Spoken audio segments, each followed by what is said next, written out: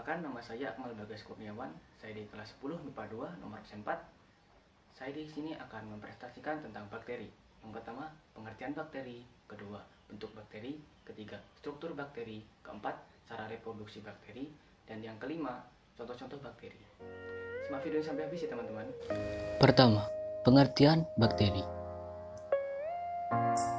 Bakteri merupakan uniseluler pada umumnya, tidak berklorofil.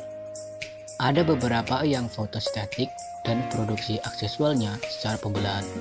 Dan bakteri mempunyai ukuran sel kecil di mana setiap selnya hanya dapat dilihat dengan bantuan mikroskop. Suatu makhluk hidup dikategorikan dalam prokaryotik apabila inti sel tidak dibungkus oleh membran inti sel dan termasuk dalam kingdom Monera. Yang kedua, bentuk bakteri. Bentuk bakteri yang pertama berbentuk kokus. Berbentuk dasar bulat, variasinya antara lain: A. Monokokus, satu atau tunggal. Kedua, diplokokus, 2 atau berpasangan. Ketiga, streptokokus, berbentuk rantai. Keempat, staphylococcus, segerombol seperti buah anggur. Kelima, sarsina, bergelombol membentuk kubus.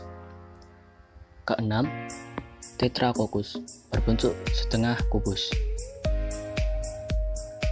Bentuk kedua, bentuk basil atau batang. Variasi antara lain: A. Monobasil, berbentuk tunggal.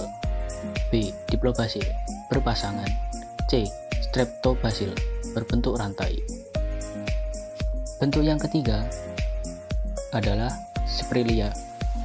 Spiralia yang pertama berbentuk spiralium yang lebih dari setengah lingkaran. Kedua, Spirogeta, lengkungannya panjang dan berjulang seperti per. Dan koma, lengkungannya berbentuk setengah lingkaran.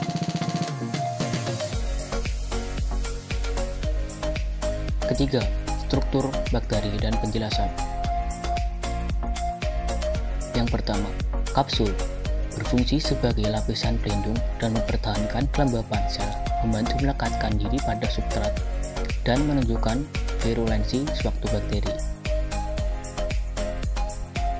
Dinding sel berfungsi untuk melindungi sel supaya tidak mudah rusak di daerah yang mana dapat makanan osmotik yang lebih kecil dan juga untuk mempertahankan bentuk sel bakteri. Membran plasma berfungsi untuk melapisi sitoplasma dan mengontrol pergantian zat yang ada pada sel dari zat yang berada di luar sel. Pili berfungsi untuk membantu pelekatan pada substrat dan penyaluran materi genetik pada saat konjugasi. Flagia berfungsi untuk alat pergerakan. Flagia hanya dimiliki oleh bakteri yang berbentuk batang, koma, dan spiral. Sitoplasma berfungsi sebagai wadah berlangsungnya reaksi-reaksi metabolisme sel. Ribosom berfungsi sebagai tempat terjadinya sintetis protein. Nukleus sebagai tempat berkumpulnya DNA kromosom bakteri. Yang terakhir, plasmid berfungsi dalam rekayasa genetika sebagai vektor yang membawa gen asing yang ingin disisipkan pada bakteri.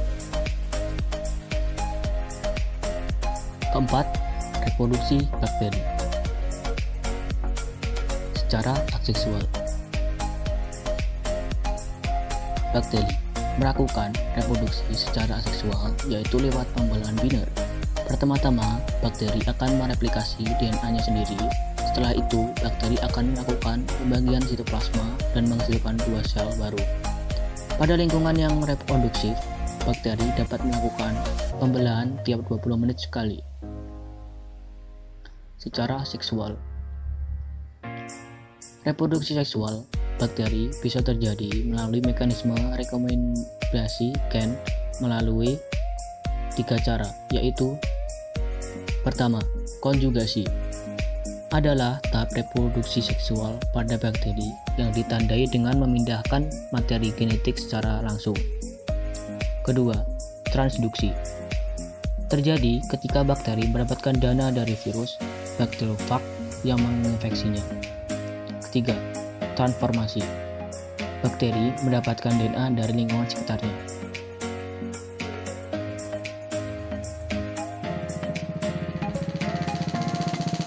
Terakhir, contoh-contoh bakteri. Rhizobium adalah genus bakteri tanah gram negatif yang memfikasi nitrogen. Actobacterium gilium bersifat gram negatif, aerob, berbentuk batang pendek atau kokus. Salmonella adalah genus bakteri Enterobacteria gram negatif berbentuk tongkat yang menyebabkan demam tifoid, demam paratipus, dan keracunan makanan. Mycobacterium leprae, juga disebut Bacillus Hansen, adalah bakteri yang menyebabkan penyakit kusta dan gram positif berbentuk tongkat.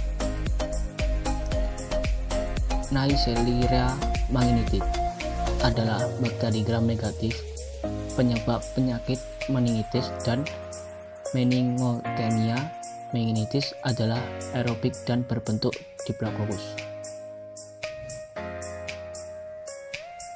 Cukup sekian yang saya sampaikan. Bila ada salah kata mohon dimaafkan. Bila taufiq wal hidayah. Assalamualaikum warahmatullahi wabarakatuh.